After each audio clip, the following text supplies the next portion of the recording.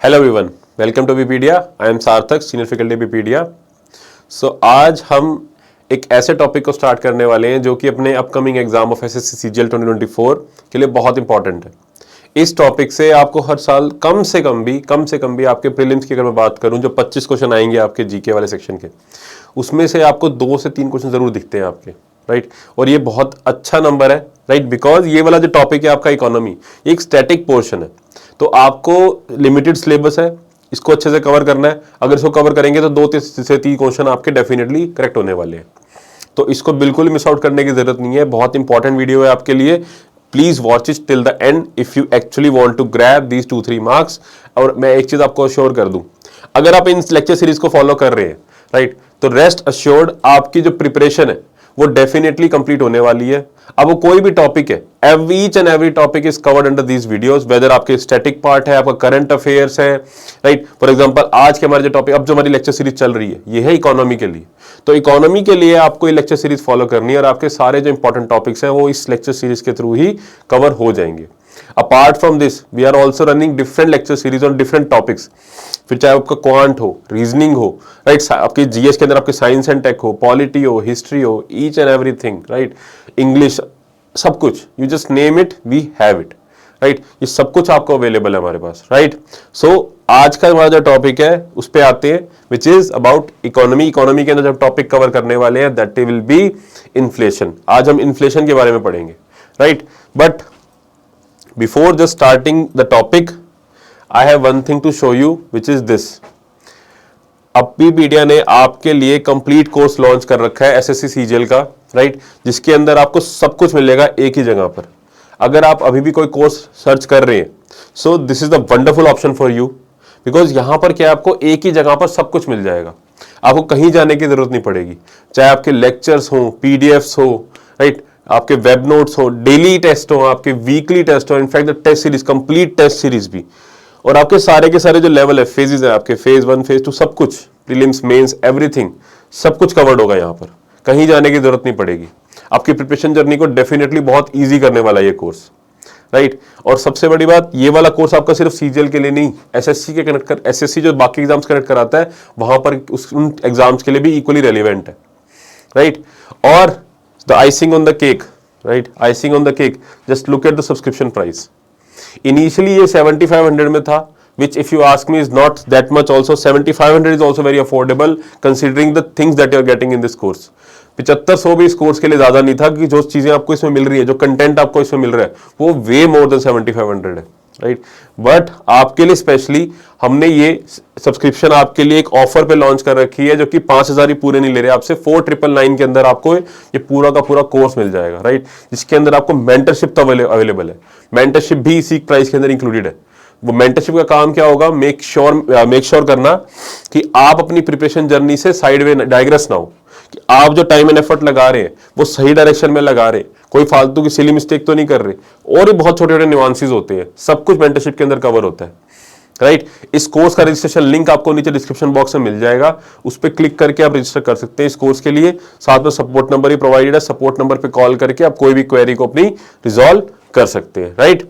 So with this एक और छोटी सी इंफॉर्मेशन है which can be very very beneficial for you, which is this WhatsApp group. Bye the way WhatsApp group का link नीचे bio में मिल जाएगा, और ये एब्सोल्युटली फ्री ऑफ कॉस्ट है। ये वाले WhatsApp group absolutely free of cost है। ये किस पर्पज के लिए है, आपकी अगर एग्जाम रिलेटेड कोई भी क्वेरी है, राइट, आपकी एग्जाम कोई भी क्वेरी, किच कैन बी एनीथिंग, कि कोई सब्जेक्ट की प्रिपरेशन को लेके, किसी कोर्स को लेके, एनीथिंग, सब कुछ आप यहाँ पर इस व्हाट्सएप ग्रुप के अंदर पूछ सकते हैं। एब्सोल्युटली फ्री है, लिंक नीचे बायो में है, उस पर क्लिक करके आप इस ग्रुप को ज्वाइन कर सकते हैं। And if you ask me, मैं आपकी जगह होता तो इसको अभी के अभी ज्वाइन कर लेता, वीडियो को पॉज करके, right. So with this now let's start our video.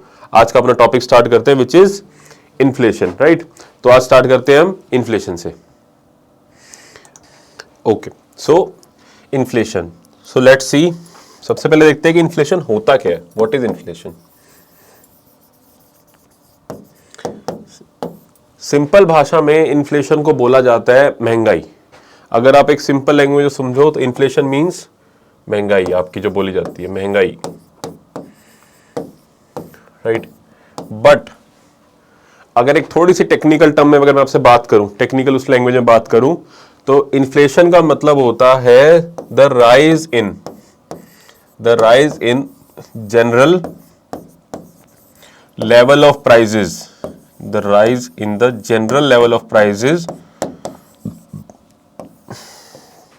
of a certain commodity,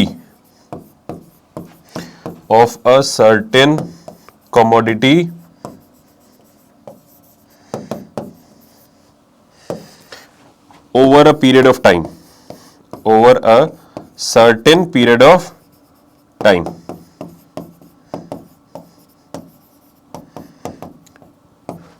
मतलब जनरल लेवल ऑफ प्राइजेस का जो एक बढ़ना किसी पर्टिकुलर कमोडिटी का, किसी पर्टिकुलर प्रोडक्ट का, आइटम का, over a certain period of time, किसी पर्टिकुलर टाइम रेफरेंस की उसमें, राइट। फॉर एग्जांपल, इसको एक एग्जांपल से समझते हैं जो यहां पर लिखा है कि इसका की मतलब क्या है इस डेफिनेशन का जो मैंने लिख दिया कि लेट्स से एक रेफरेंस ईयर है 2023 में एक प्रोडक्ट है, इसको let's say we will see P, product को पी बोल देते हैं, इसका प्राइस था 100 रुपए, बट 2024 में क्या हो गया इसका price, due to some demand and supply, अभी देखते हैं उसको भी, इस प्रोडक्ट की क्या बढ़ गई, डिमांड बढ़ गई, डिमांड बहुत ज्यादा बढ़ गई बट सप्लाई था लिमिटेड, सप्लाई उतना ही रहा, तो उसकी वजह से क्या होगा, उसकी वजह से इन्फ्लेशन होगी, अभी देखते हैं उसको भी, और इसका प्राइस बढ़ के कितना हो गया 120 रुपए 2024 के अंदर। और नॉर्मली आप गाड़ियों में भी देखते हैं ऐसा, कार्स वगैरह लेते हैं, आए साल थोड़ी महंगी हो जाती हैं बिकॉज डिमांड बढ़ती है उनकी, राइट। और भी कई फैक्टर्स होते हैं बट जनरली हम इतना समझ सकते हैं। तो अब हम क्या बोलेंगे कि ये जो आइटम थी पी, ये 20% इन्फ्लेशन हो गया इसके अंदर, 20% महंगी हो गई, बट ये 20% क्यों, क्योंकि हमने एक रेफरेंस ईयर लिया है, कंपेयर किया 2023 वाले प्राइस से, कोई ना कोई रेफरेंस तो लोगे तभी तो निकाल पाओगे आप उसको, right. So this is how inflation works, कोई ना कोई रेफरेंस ईयर लिया जाता है, उसे कंपैरिजन में देखा जाता है कि कितना प्राइस बढ़ गया है, घट गया, राइट। बढ़ भी सकता है, घट भी सकता है बाय द वे, बट हम इन्फ्लेशन देख रहे हैं, पॉजिटिव साइड ही देख रहे हैं, तो बढ़ा के एग्जांपल के लिए हमने इस हिसाब से देखा है, ओके। अब यहां पर एक चीज समझने वाली है कि भैया ये बढ़ क्यों रहा है, ये महंगी हो क्यों रही है, फॉर दैट रीजन इन्फ्लेशन होता ही क्यों है। हम क्या समझ रहे हैं, कॉज ऑफ इन्फ्लेशन। अब हम देखेंगे what is cause of inflation, okay. But उससे पहले एक बार एक डेफिनेशन भी देख लेते हैं, जनरल डेफिनेशन क्या लिखी हुई है यहां पर इन्फ्लेशन की। So inflation refers to the rise in the price of most goods and services of daily or common use such as food, clothing, housing, recreation, transport, consumer staples, etc. Right? तो यहां पर जो बताया आपको वही लिखा हुआ है, थोड़ा सा उसमें घुमा के लिखा हुआ है, समझ में आ गई होंगी चीजें आई गेस। तो कैसे भी अगर आपसे पूछेंगे वो इन्फ्लेशन की डेफिनेशन आपसे जैसे मर्जी पूछी जाए, आई होप अब आप उसको आंसर कर पा रहे होगे। चीजों को रटने की बजाय ना अगर आप समझ के करोगे, राइट, कि इन्फ्लेशन होता क्या है, कैसे होती है, तो डेफिनेशन कितना भी घुमा लेंगे ना वो आप आंसर निकाल ही लोगे करेक्ट उसमें से, राइट। तो रटने की बजाय इन स्पेशली जीएस के जो टॉपिक्स है ना आपके, फिर चाहे आपके पॉलिटी हो, इकोनॉमी हो, राइट, हिस्ट्री हो, जितना ज्यादा हो सके चीजों को समझने की ट्राई कीजिए, रटने की बजाय, क्रैम करने की बजाय, ठीक है, आपके लिए ही इजी रहेगा, क्योंकि समझ लोगे एक बार तो कैसे भी क्वेश्चन को कितना ही घुमा फिरा के कर रहे होंगे, आप आराम से क्वेश्चन को कर पा रहे होंगे, राइट, ओके।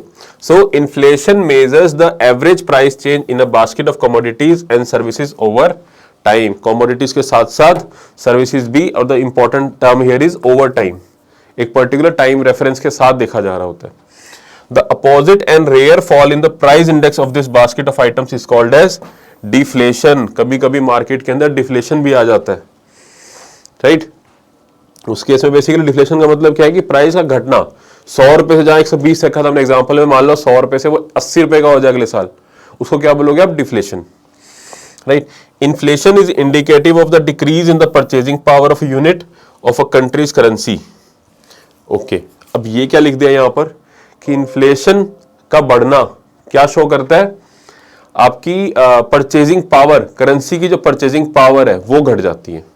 अब इसका मीनिंग क्या है देखते हैं, दिस इज मेड, इसी एग्जांपल में देखते हैं ये चीज, राइट। परचेजिंग पावर समझने की ट्राई करेंगे, राइट, समझ में आ जाए तो बहुत अच्छी बात है। परचेजिंग पावर क्या हो जाती है अगर इन्फ्लेशन, हम समझ क्या रहे हैं यहां पर कि अगर इन्फ्लेशन आपकी बढ़ जाएगी, if inflation rises then it will purchasing power of currency क्या हो जाएगी आपकी, डिक्रीज, घट जाएगी।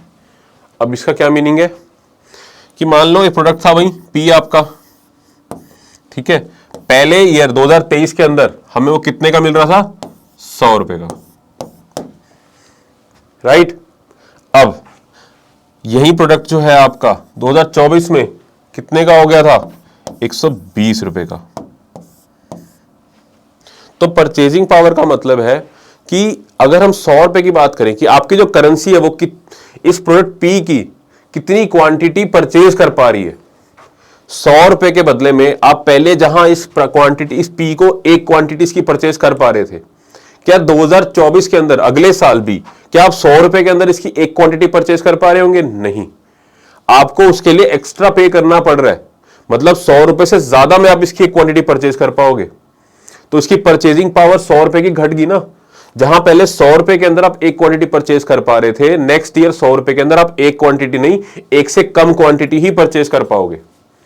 फॉर एग्जाम्पल यहां पर हम किलो के हिसाब से लेट से बनाना है, ये क्या प्रोडक्ट पी था हमारा, बनाना, कि जहां आप 2023 के अंदर लेट से 100 रुपए किलो बनाना है। ऑल्दो इतने महंगे नहीं होते, 50-60 रुपए के अराउंड रेंज करते हैं, बट ठीक है, अपनी कैलकुलेशन को इजी करने के लिए ले रहे हैं हम कि 2023 के अंदर बनाना आपके 100 रुपए किलो चल रहे थे, तो आप 100 रुपए के बदले में 1 किलो बनाना परचेज कर पा रहे थे।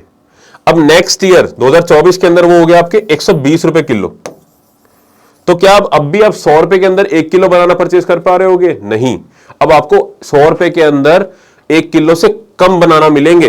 तो आपकी परचेजिंग पावर क्या हो गई, करेंसी की घट गई। वाई, बिकॉज ऑफ इन्फ्लेशन, क्योंकि अब आपको 120 रुपए में 1 किलो बनाना मिल रहे हैं। ये इन्फ्लेशन की वजह से क्या हो गया, आपकी करेंसी की परचेजिंग पावर डिक्रीज हो गई, राइट। आई होप ये चीज जरूर समझ में आई होगी आपको। यहीं पर इस सेंटेंस के अंदर आपको यही लिखा हुआ था कि inflation is indicated decrease in the purchasing power of a unit of countries currency, right. Okay, अब देखते हैं नेक्स्ट टॉपिक हमारा, द कॉज ऑफ इन्फ्लेशन। ठीक है, अब देखते हैं कॉज ऑफ इन्फ्लेशन। ओके, अगर आपको ये सेशन सही लग रहा है तो kindly you can give a thumbs up, आप लाइक कर सकते हैं सेशन को, राइट। अगर आपको ये सेशन आपके लिए थोड़ा सा प्रोडक्टिव लग रहा है, कुछ हेल्पफुल लग रहा है, तो it's totally up to you, आपकी विश है, राइट। अगर आपको ये अच्छा लग रहा है तो you can give a thumbs up, थोड़ा मोटिवेशन मिलता है हमें भी, right, but it's totally up to you, आपके ऊपर है, जैसे आपको सही लगे। ओके, अब cause of inflation, right. So simply demand और सप्लाई का खेल होता है सब, डिमांड और सप्लाई का इक्विलिब्रियम मेंटेन्ड है इधर, किसका, डिमांड एंड सप्लाई। जैसे ये इक्विलिब्रियम बिगड़ता है ना डिमांड और सप्लाई का, तब इन्फ्लेशन के अंदर चेंजेस आता है, तब इन्फ्लेशन बढ़ती है घटती है।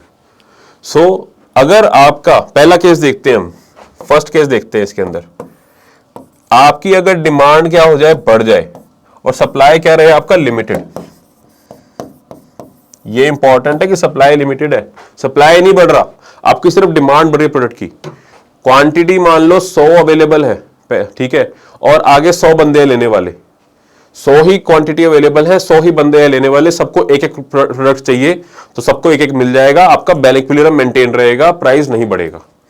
लेकिन अगर 100 प्रोडक्ट ही हैं, प्रोडक्ट नहीं बढ़ रहे, और बंदे आ जाए वहां पर 200 बंदे आ जाए कि राइट 200 प्रोडक्ट की डिमांड है, जब प्रोडक्ट 100 ही है, तो क्या होगा, डिमांड बढ़ गई है, सप्लाई लिमिटेड है, उस केस में क्या होगा, आपकी इन्फ्लेशन आएगी। वो कैसे आएगी, एक एग्जांपल समझते हैं इसको, कि भाई बनाना वाला एग्जांपल ले लेते हैं कि लेट से बनाना थे आपके 100 रुपए किलो, ठीक है, और कितने अवेलेबल है, 5 किलो सप्लाई अवेलेबल है, राइट, 5 किलो सप्लाई अवेलेबल है। सामने 5 बंदे आ गए 1-1 किलो लेने के लिए, person A, person B, person C, person D and person E. ये 5 बंदे आ गए आपके सामने 1-1 किलो बनाना लेने के लिए, सारे के सारे आ गए, राइट। सबने क्या किया, 100 रुपए दिए, हर कोई 100 रुपए लेके खड़ा है, लो जी 100 रुपए लो, हमें 1 किलो केले दे दो, बनाना दे दो, ठीक है, सबको मिल गए, राइट। अब क्या हो, मान लो नेक्स्ट ईयर क्या हुआ, ठीक है, नेक्स्ट ईयर क्या हो गया आपका, आपके 5 बंदों की बजाय अब बंदे आ गए, अब बंदे आ गए आपके 10 पीपल आ गए, ठीक है। और सारे के सारे 100-100 रुपए लेके खड़े हैं, सबको 1-1 किलो बनाना चाहिए, तो लेकिन सप्लाई 5 किलो ही, अवेलेबल 5 किलो ही है। तब क्या होगा, ये बंदा जो होगा, जो सप्लायर होगा, ये क्या कहेगा, भाई मैं किसको दूं, मैं तो सबको दे नहीं पाऊंगा, सब उसके लिए सारे बराबर है सच। तब इस 10 बंदों में से मान लो कोई 5 बंदे ऐसे निकल के आ जाएंगे जो कहेंगे भाई हम 100 की जगह हम आपको 120 रुपए दे देंगे, ठीक है, आप हमें दे दो ये 1-1 किलो। वो 120 रुपए लेके 5 बंदे खड़े हैं, तो ये बंदा क्या आएगा, वेरी गुड, बिल्कुल, लो जी मेरे को 20 रुपए एक्स्ट्रा मिल रहे हैं, लो पढ़ो, पकड़ा देगा उनको और 120 रुपए इसका पर केजी के हिसाब से बनाना उनको दे देगा, क्योंकि सारे के सारे लेके खड़े हैं, किसको दे, तो उस केस में डिमांड बढ़ रही है ना, बेसिकली डिमांड बहुत ज्यादा बढ़ गई, सप्लाई लिमिटेड है, तो अब चीजों के प्राइस क्या होंगे, इन्फ्लेटेड होंगे उस केस में, ऐसे चीजें महंगी होती हैं आपकी इन दिस केसेस, क्योंकि सप्लाई क्या था, लिमिटेड। लेकिन अगर मान लो सप्लाई बढ़ जाता, 5 किलो की बजाय 10 किलो सप्लाई होता बंदे के पास और 10 ही बंदे होते, क्या तब महंगाई होती, क्या तब आपके प्राइस बढ़ते, नो, तब 100 रुपए किलो ही रहता, राइट। सो आई होप बहुत ही सिंपल एग्जांपल से समझा रहा हूं आपको कि अगर आप पहली बार ही पढ़ रहे हो इसको, तो आपको चीजें अच्छे से समझ में आए, चीजें आपके लिए कॉम्प्लिकेटेड ना रहे, बहुत आसानी से आपके दिमाग में घुस जाए। आपको एग्जाम, हमारा टारगेट क्या है, हमारा टारगेट है एग्जाम के, हमने हमारे एग्जाम के अंदर क्वेश्चन आए, हमें एक सही आंसर क्लिक करना है, बात खत्म, हमें कोई पीएचडी नहीं करनी, कुछ नहीं करनी, हमें नंबर निकालने और जॉब अच्छी एक अपने हाथ में, गवर्नमेंट जॉब बढ़िया सी अपनी एसएससी के अंदर क्लियर करनी है, दैट्स इट, अपना वो टारगेट है। तो उसी को ध्यान में रखते हुए आपको चीजें समझाने की ट्राई कर रहा हूं। सो पहला केस आई होप आपको समझ में आ गया होगा कि अगर डिमांड बढ़ती है और सप्लाई लिमिटेड रहता है, तब क्या होती है आपकी इन्फ्लेशन, राइट। ओके, अब देखते हैं सेकंड केस। सेकंड केस के अंदर क्या होगा,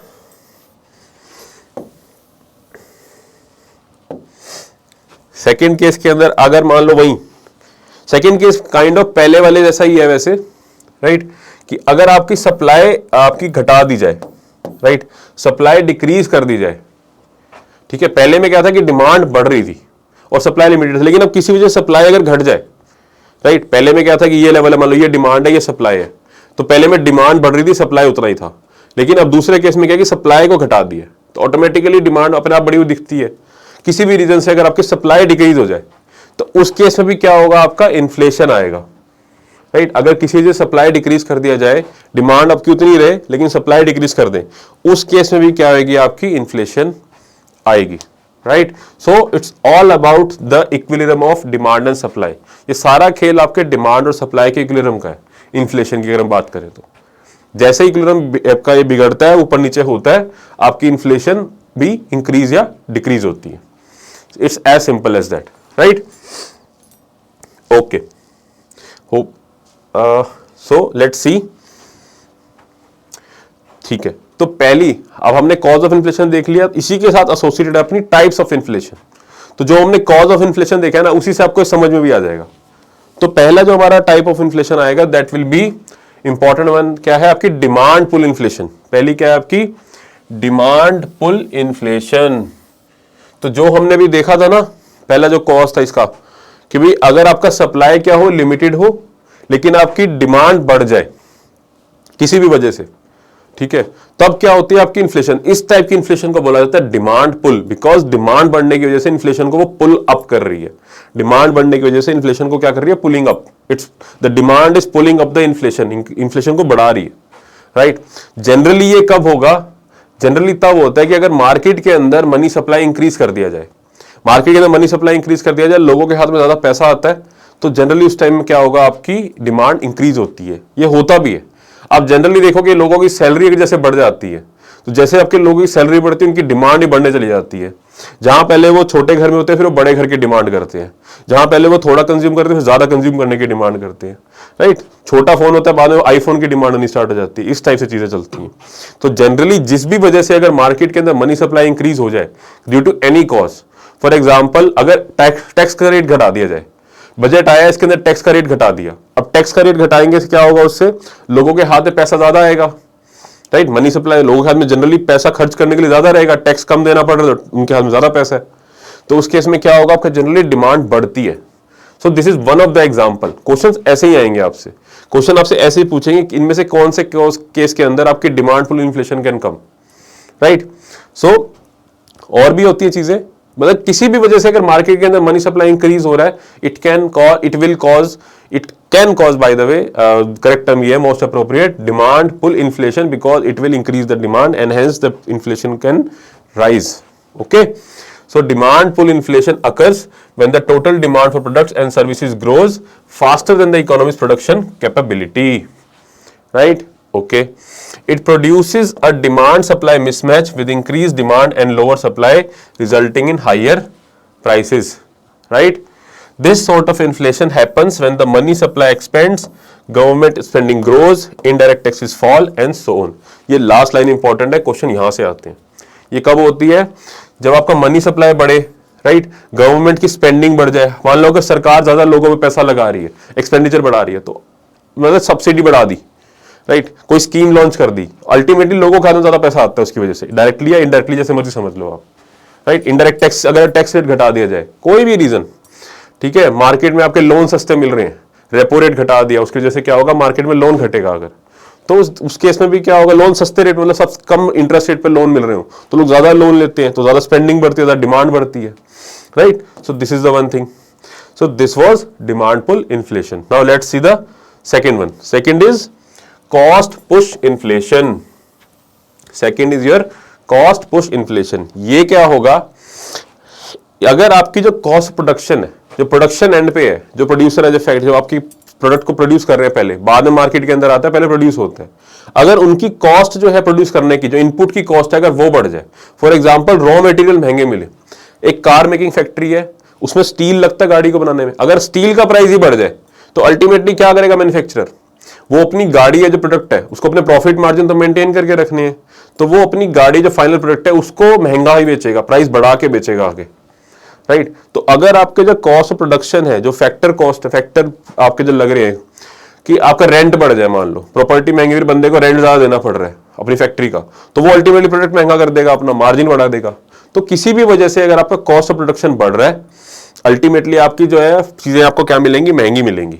इस टाइप की इन्फ्लेशन को क्या बोला जाता है, cost push, because the increased cost of production will push the inflation up, और वहीं से नेम आया है कॉस्ट पुश इन्फ्लेशन.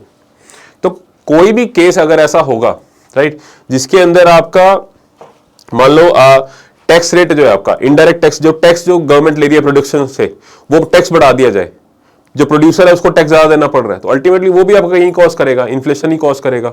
उस टाइप की इन्फ्लेशन को बोलेंगे cost push inflation, right. Cost push inflation is defined as an increase in the cost of production elements such as labor, raw materials, etc. Right? As the cost of production increases, inflation rises, due to which companies strive to maintain profit margins by raising prices or offering goods and services at the same price but in fewer quantities. Right?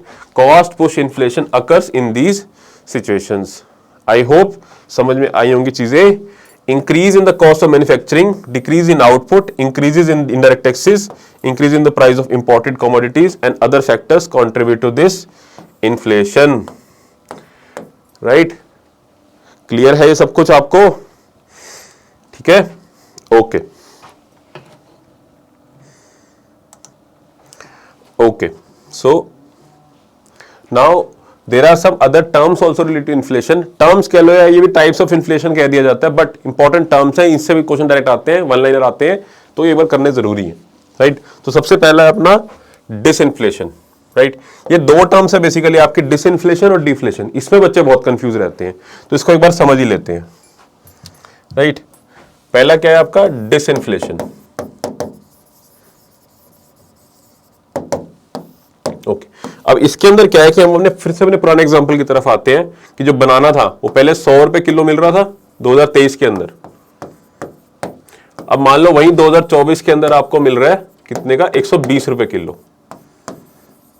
तो कितने percent inflation होगी, 20% compare to 2023. अब मान लो 2025 के अंदर ये हो जाए 110 रुपए किलो. 120 से घट के कितना हो गया, 110 रुपए किलो. बट कंपेयर टू 2023 से अगर हम कंपेयर करें तो अभी कितनी इन्फ्लेशन है, 10% है. तो 2023 से तो महंगा ही है, इन्फ्लेशन तो है, लेकिन 2024 के मुकाबले 10% कितनी होगी, घट गई इन्फ्लेशन. तो इन्फ्लेशन का रेट घटना, बट इन्फ्लेशन अभी भी पॉजिटिव ही है. इसको बोलते हैं disinflation. Disinflation is the decrease in the rate of inflation, but inflation is still positive because compare कर रहे हैं एक ही फ्रेम ऑफ रेफरेंस है 2023 से। इसको बोलते हैं डिसइंफ्लेशन। और डिफ्लेशन क्या होगा आपका? Now let's C deflation. Deflation का केस है, मान लो ये जो 100 रुपए किलो है, अगर ये घट के 80 रुपए किलो हो जाए आपका 2024 के अंदर, इसको बोलेंगे डिफ्लेशन। मतलब नेगेटिव रेट हो गया आपका, बिल्कुल चीजें सस्ती होगी, 100 रुपए से भी कम होगी, नेगेटिव आएगा ना आपका कंपेयर करोगे तो। इसको बोलते हैं deflation, negative rate of inflation. Simple, ये डिफरेंस है दोनों के अंदर। Then comes reflation. रिफ्लेशन का मतलब होता है कि जब आपकी रिसेशन चल रहा है, स्लो डाउन चल रहा है, इकोनॉमी आपकी डूब रही है, तो उसके बाद दोबारा जब वो उठती है, उठने का मतलब है इन्फ्लेशन दोबारा ना। इन्फ्लेशन का बेसिकली क्या है ना, मार्केट के अंदर थोड़ी बड़ी इन्फ्लेशन जरूर रहनी चाहिए। ये शो करता है कि आपकी जो प्रोडक्शन है वो चल रही, इकोनॉमी रनिंग है, ठीक है। तो जैसे आपकी इकोनॉमी दोबारा बूम करेगी, इन्फ्लेशन विल राइज अगेन। तो इस वाली को बोलते हैं रिफ्लेशन, रिफ्लेट करना, भरना, दोबारा से उठना, इसको बोलते हैं reflation. So price level increases when the economy recovers from recession based on the value of inflation, right, this is reflation. Then comes creeping inflation. ये बेसिकली रेट ऑफ इन्फ्लेशन के ऊपर है कि मार्केट के अंदर कितना रेट ऑफ इन्फ्लेशन चल रहा है, उसके अकॉर्डिंग इन्फ्लेशन की टर्म डिफाइन की जाती है। फॉर एग्जांपल क्रीपिंग इन्फ्लेशन मतलब बहुत स्लोली बढ़ना, मतलब 3% से भी नीचे अगर इन्फ्लेशन है उसको बोलते हैं creeping inflation. If the rate of inflation is low up to 3%, maximum 3% तक, इससे ऊपर ना हो। अगर उससे ज्यादा होगी तो उसको बोलेंगे वॉकिंग इन्फ्लेशन, मतलब 3 से 7% के बीच में हो, मॉडरेट इन्फ्लेशन हो, उसको बोलते हैं वॉकिंग या फिर ट्रॉटिंग इन्फ्लेशन, चल रही है। और अगर उससे जाए तो भागना, मतलब भागी, मतलब रनिंग और गैलोपिंग इन्फ्लेशन। अगर आपकी 10% ज्यादा है, जो कि अच्छी नहीं होती इकोनॉमी के लिए, इकोनॉमी के लिए best max to max walking inflation तक होनी चाहिए, इससे ऊपर नहीं। उससे अगर आपके रनिंग से भी ज्यादा, मतलब बहुत एक्सट्रीम सिचुएशन, बहुत ही बेकार होगी इकोनॉमी एकदम ही, लाइक वेनेजुएला जैसी कंट्री में, तो उसको बोलते हैं हाइपर इन्फ्लेशन या फिर रनअवे इन्फ्लेशन, जहां 35%, 40% तक आपकी इन्फ्लेशन का रेट चला जाए, right.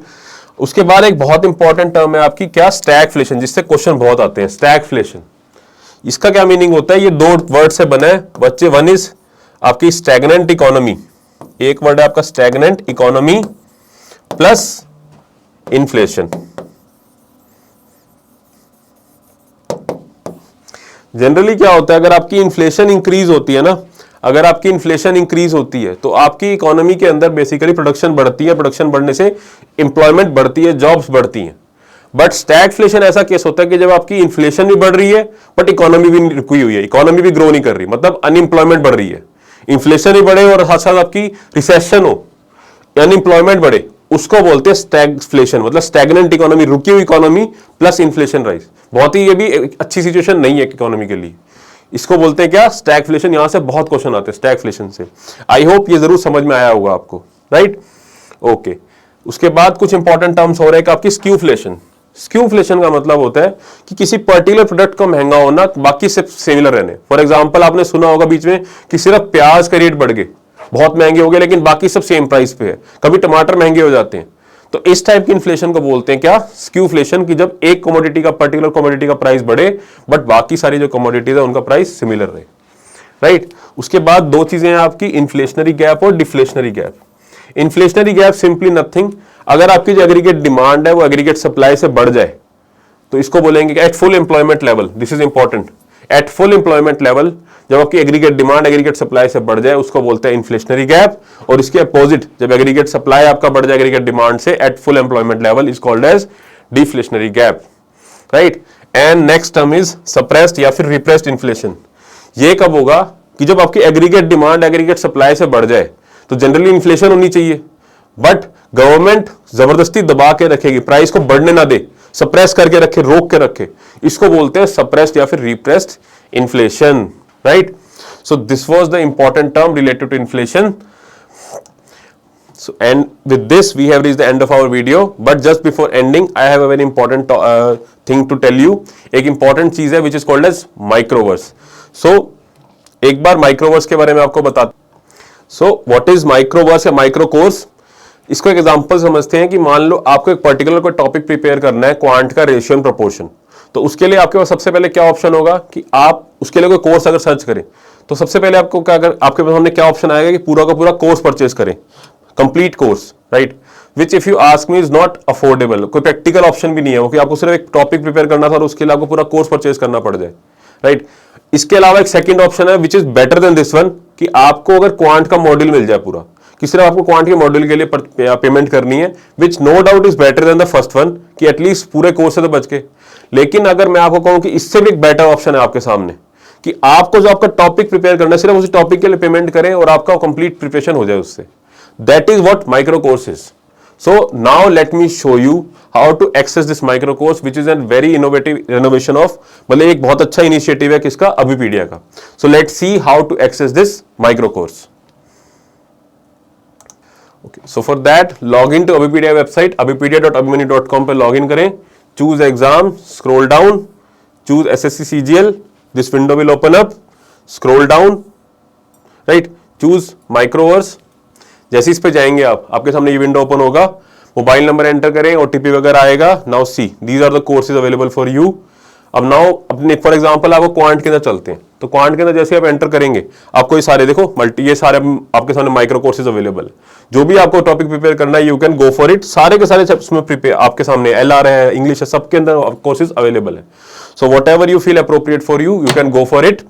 And with this, I wish you good luck for your future endeavors. And until our next video, take care and bye-bye. Thank you.